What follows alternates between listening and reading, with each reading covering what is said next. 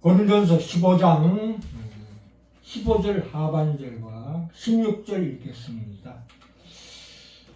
만일 죽은 자가 다시 사는 것이 없으면 하나님이 그리스도를 다시 살리시지 아니하셨으리라. 만일 죽은 자가 다시 사는 것이 없으면 그리스도도 다시 사신 것이 없었을 터이요.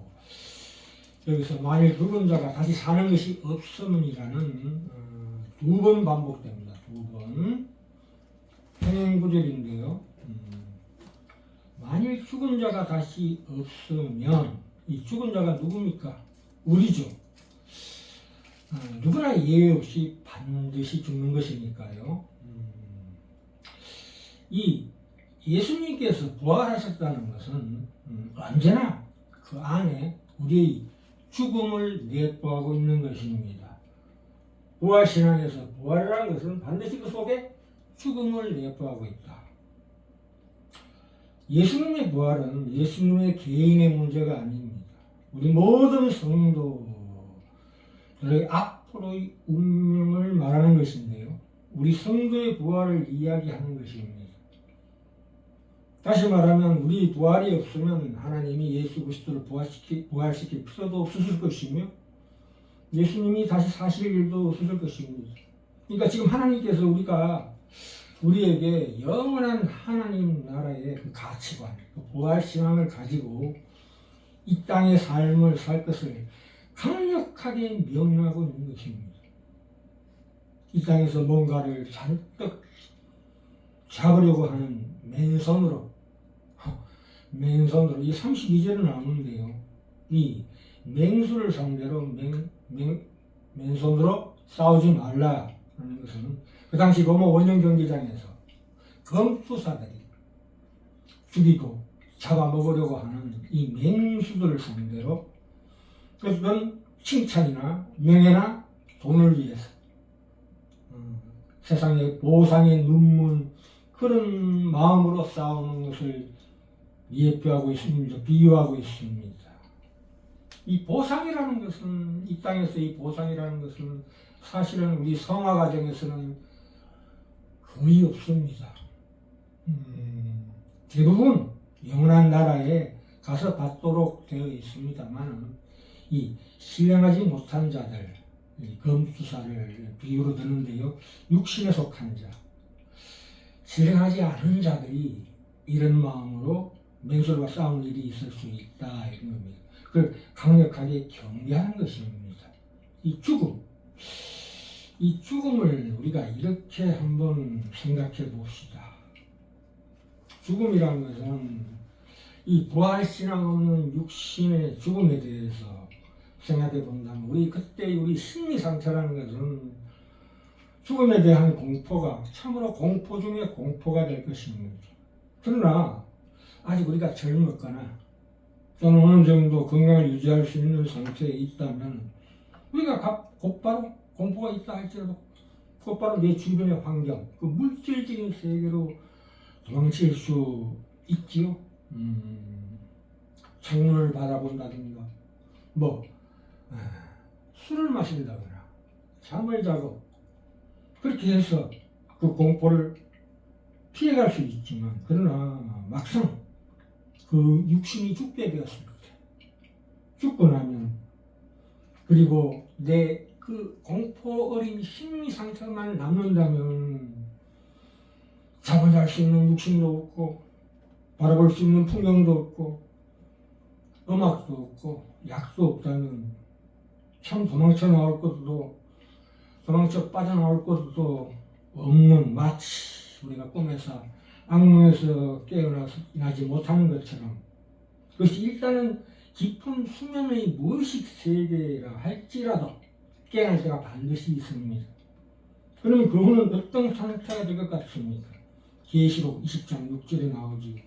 이 첫째 부활에 참여하는 자들은 복이 있고 거룩하도다. 둘째 사망이 그들을 다스리는 권세가 없고 그리스도와 더불어 왕노릇하리라 이렇게 나오는데요. 여기 둘째 사망이라는 것은 둘째 부활이라 하지 않고 불신자들에게 주는 영원한 멸망의 부활입니다. 그것을 물제 사망이라고 부르고 있습니다. 이 구약에서는 죽음을 생명을 위협하고 파괴하는 세력으로 보고 있습니다. 아이러니하게도 이 우리의 육체와 결합되는 혼을 일컬어 히브리어로 네페시라고 합니다. 이건 목구멍에서 출발하는 거죠. 목구멍이라는 뜻이에요. 그런데 이 죽음이라는 것은 생명을 위협하고 파괴하는 세력으로 봅니다. 이사야서 5장 14절에 뭐라고 나옵니까? 음부가 그 욕망을 크게 내어 한량없이 그 입을 벌린 적. 참 아이러니하지요. 우리 육체가 결합된 우리 혼과 이 음부가 입을 크게 벌린 것과 비슷한 이미지가 떠오릅니다. 호화로움에 연락하는 자가 극이 빠질 것이니라. 하박국서 2장 5절에도 사망이 족한 줄을 모르고 이 목구멍에 갈급함 같이 욕심을 음부처럼 넓히며 생명을 정복하려는 그런 악한 죽음의 세력이 있다. 이런 것입니다. 이게 수오리오 하데스다. 신약에서도 바울이 아담 이후로부터 모든 인류를 지배하는 죄 속에 죽음의 세력, 그 강압적 세력이 있다고 말하고 있습니다.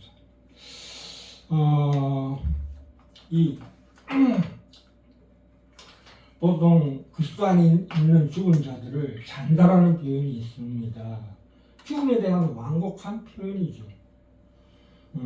예수님의 비유하면 누가복음에 나오죠. 부자는 죽은 다음에 지옥에 갔을 것이요. 거지 나사로는 아브라함의 품에 있을 것이다.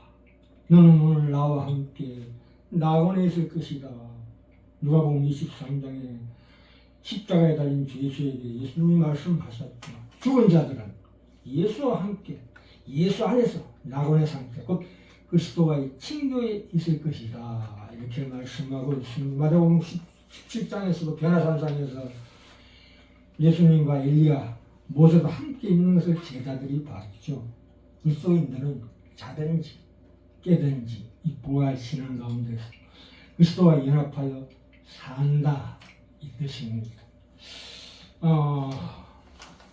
그리고 22절 볼까요? 고린도전서 22절 23절 읽겠습니다. 22절 아담 안에서 모든 사람이 죽은 것 같이 그리스도 안에서 모든 사람이 삶을 얻으리라.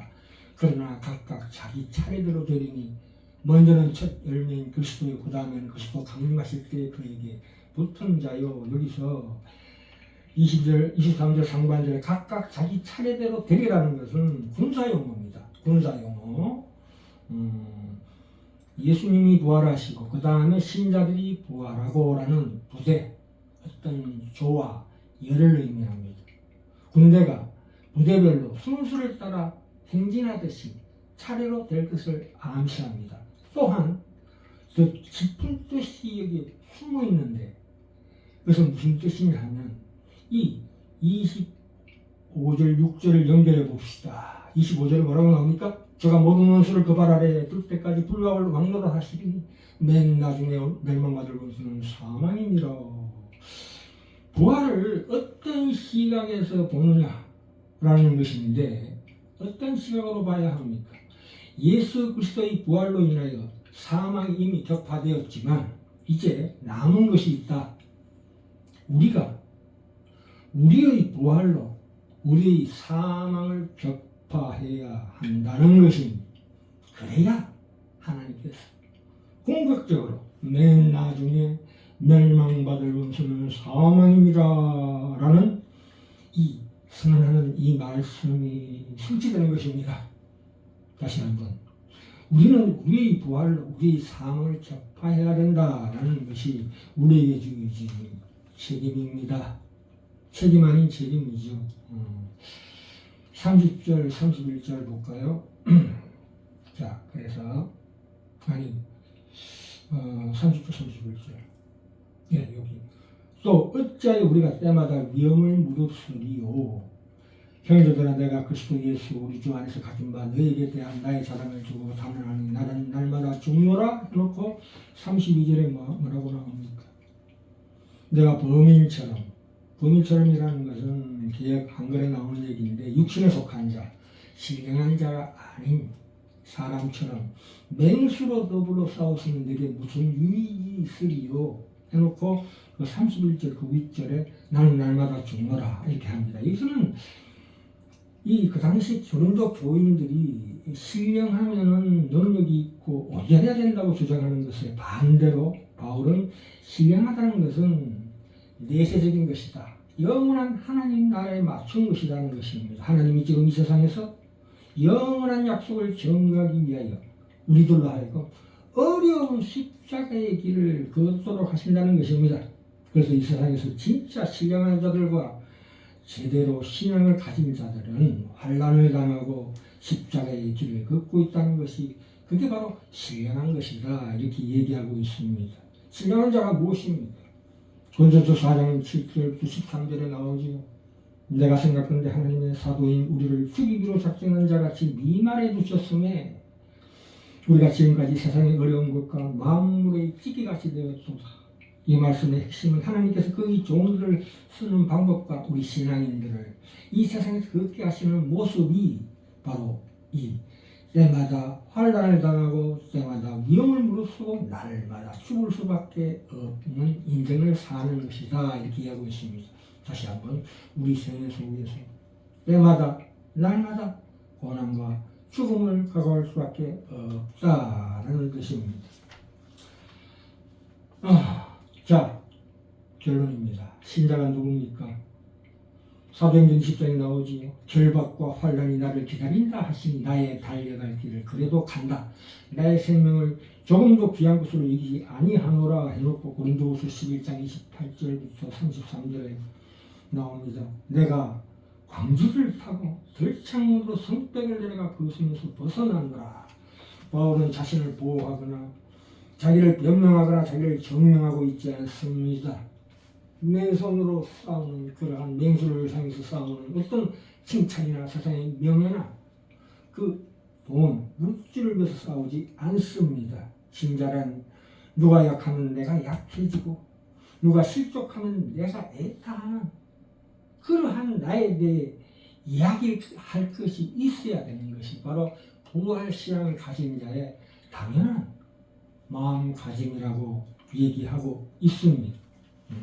끝으로 우리가 이 세상을 떠나게 되면 어떻게 됩니까? 그리스도인이 죽을 때 그 영은 그리스도와 함께 거하게 되는 것입니다. 이 첫째 부활은 이 거듭난 신자가 죽을 때 영혼이 즉시 그리스도와 함께 거하기 위해서 하늘로 올라가는데 이것은 오직 신자에게만 발생하는 진리입니다.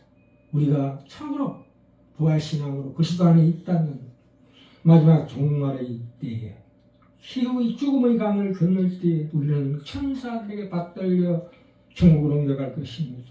구원의 진리를 깨닫고 있는 사람이라면 이 부활신앙을 가지고 담대하게 이 마귀의 죽음의 세력과 대결하는 자들은 마귀가 우리 마음을 유혹하는 그 모든 종류의 두려움에서 반드시 해방될 것이다. 이런 것입니다.